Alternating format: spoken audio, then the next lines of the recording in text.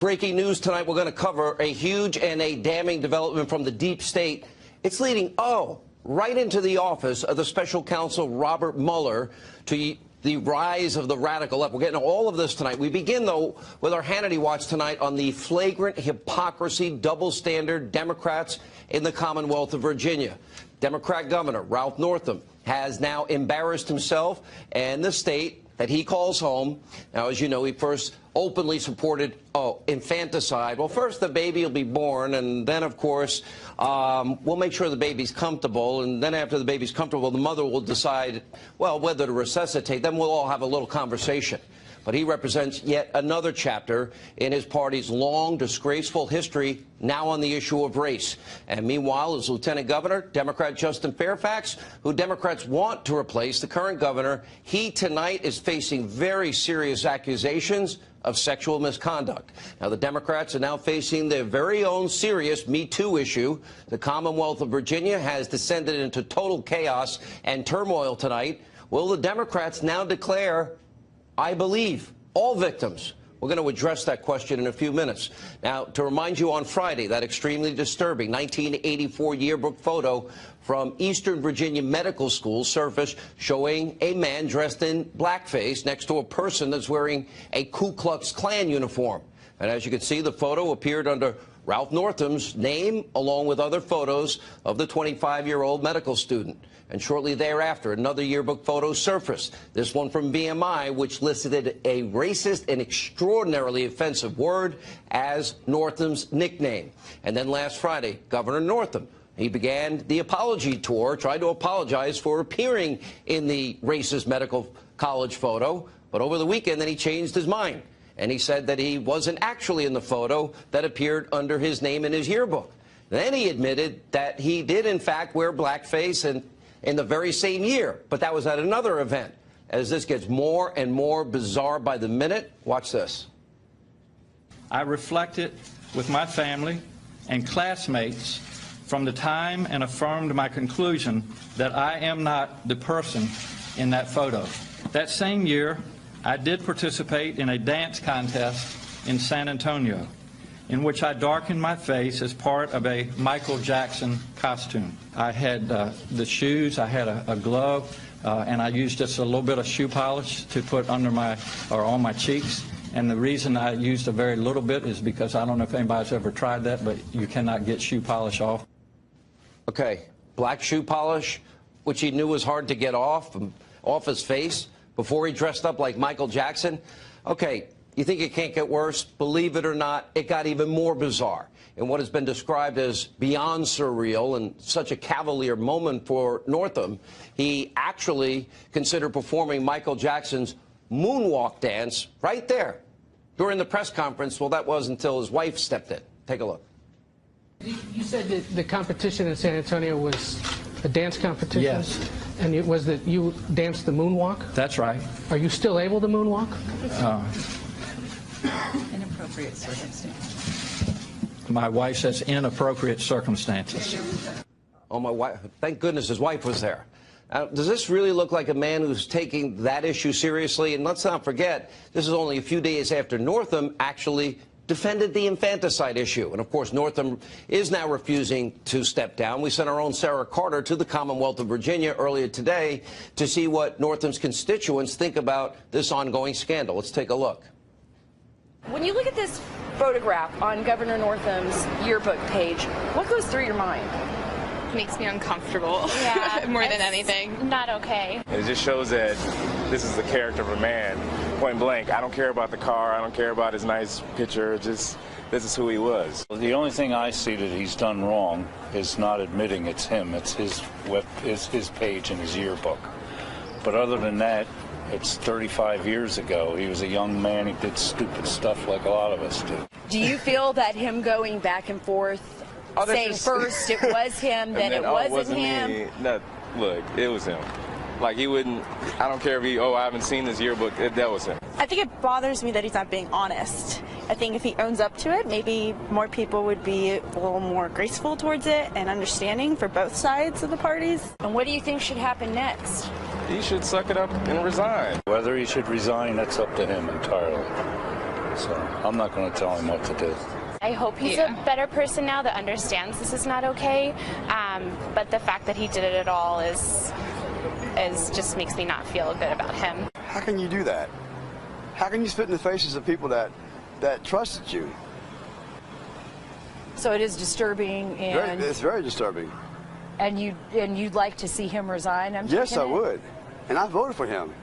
As of today, many Democrats have called on Northam to resign, but he was once endorsed by all of his party's key political players, including, let's see, Senators Mark Warner, Tim Kaine, Clinton hack Terry McAuliffe, the former governor, and even President Obama, who claimed that Northam would put an end to divisive politics. Now, instead, Northam ran on a race-baiting platform. His motto was, "We're welcoming and inclusive. Donald Trump is divisive and dangerous." Okay.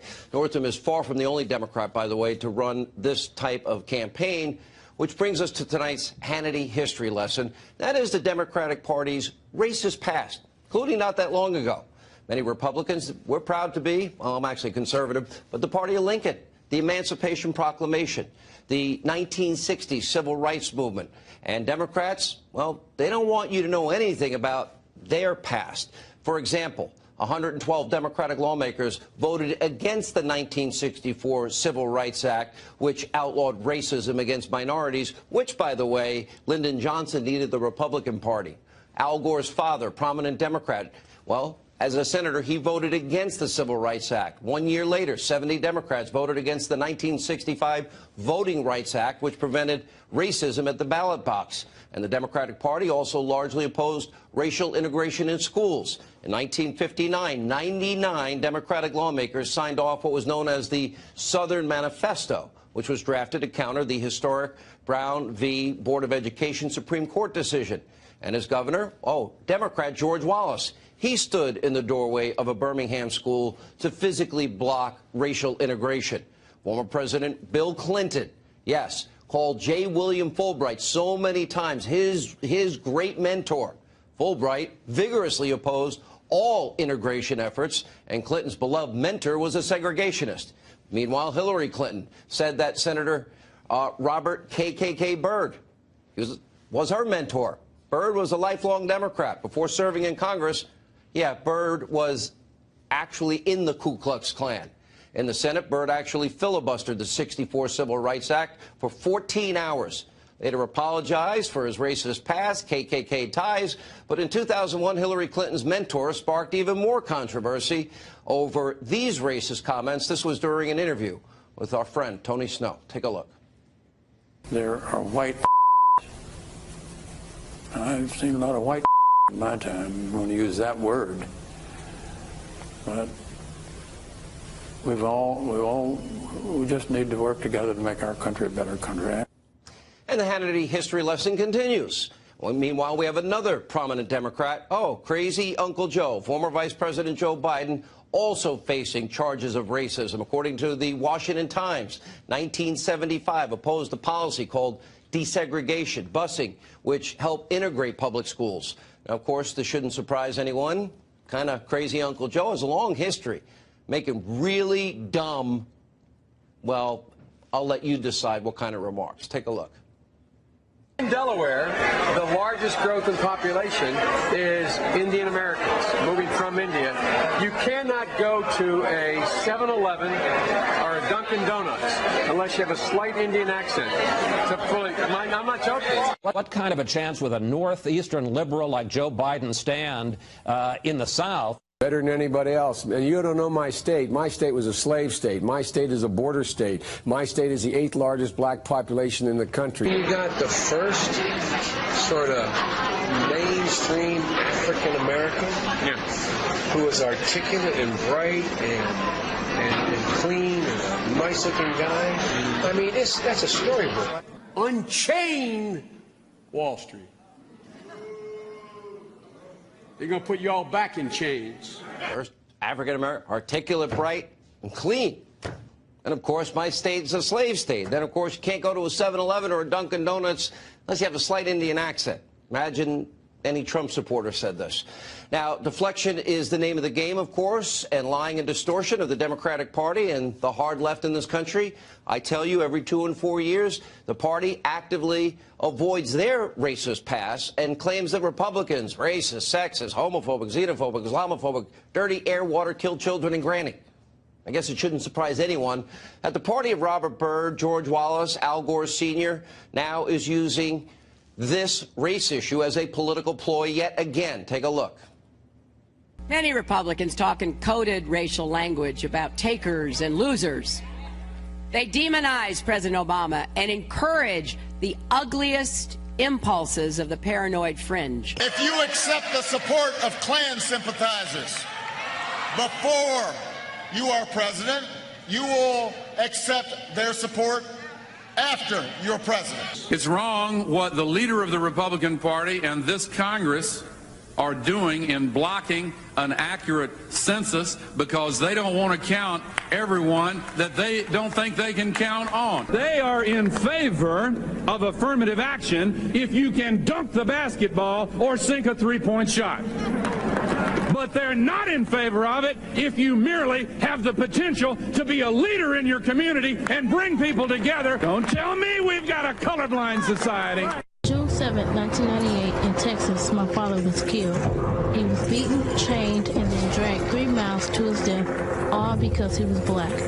So when Governor George W. Bush refused to support hate crimes legislation, it was like my father was killed all over again. When you don't vote,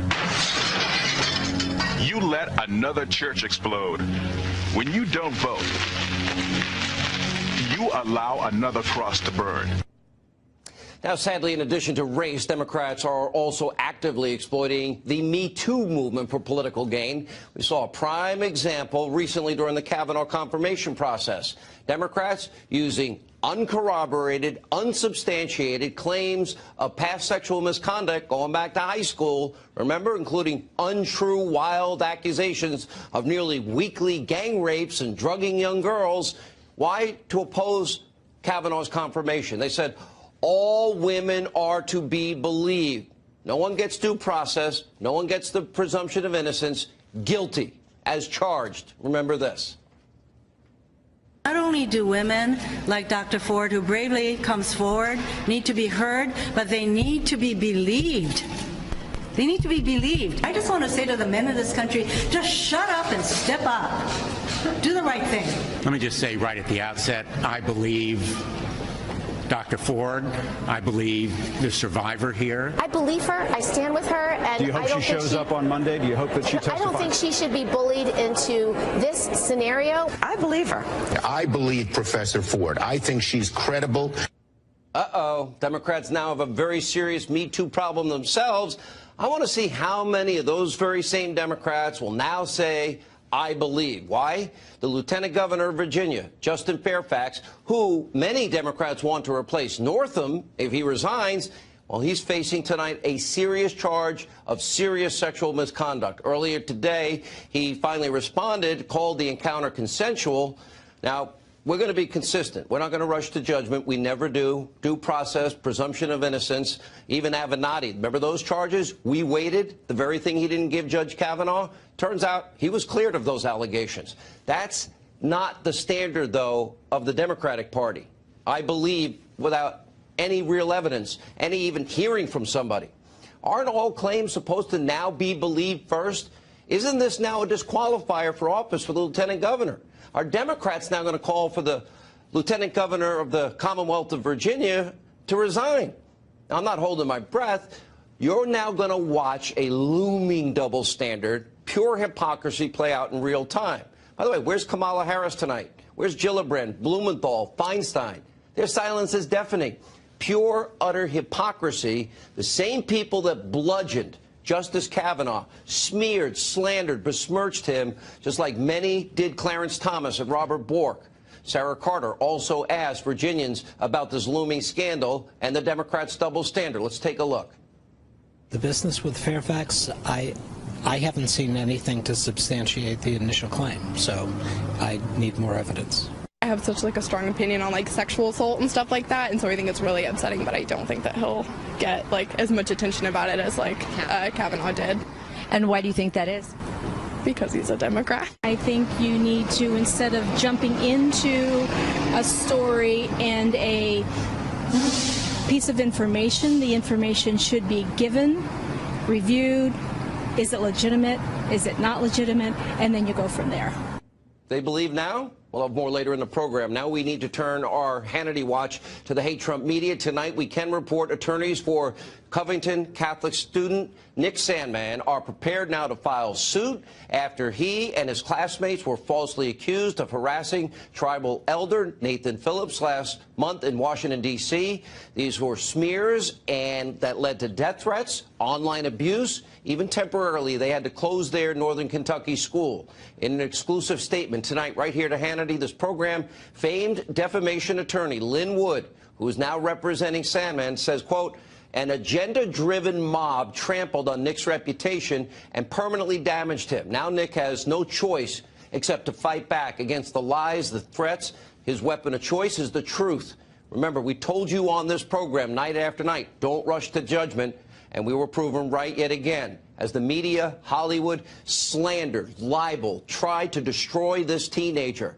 As the facts came out, we saw a very different story, that Nick stood there calmly, peacefully, and it was Phillips who approached him. And also remember, it was this group of black Hebrew Israelites verbally abusing those Covington students, like calling them future school shooters, and that's among the nice things they said. Now, so far, Sandmann's legal team has sent at least 50 letters to media outlets, politicians, Hollywood celebrities, and even Catholic organizations, warning them all of potential legal action. The list does include the New York Times, actors Jim Carrey, Alyssa Milano, 2020 candidate Elizabeth Warren, the Archdiocese of Louisville, and Baltimore. And remember, Lynn Wood, he was Richard Jewell's attorney. I knew him in Atlanta. Remember Richard Jewell, falsely accused, perpetrating the Olympic bombing? Well, that's where I met Lynn Wood, an amazing attorney, an incredible track record of success in these types of cases. I would expect that justice will be served. We'll have more on that story. All right, we have a major development tonight as to Robert Mueller's pit bull, Andrew Weissman. Catherine Herridge will join us later in the program. We'll talk more about that, the dirty dossier, and going right into the office of the special counsel. In other words, Hillary Clinton, that dirty dossier.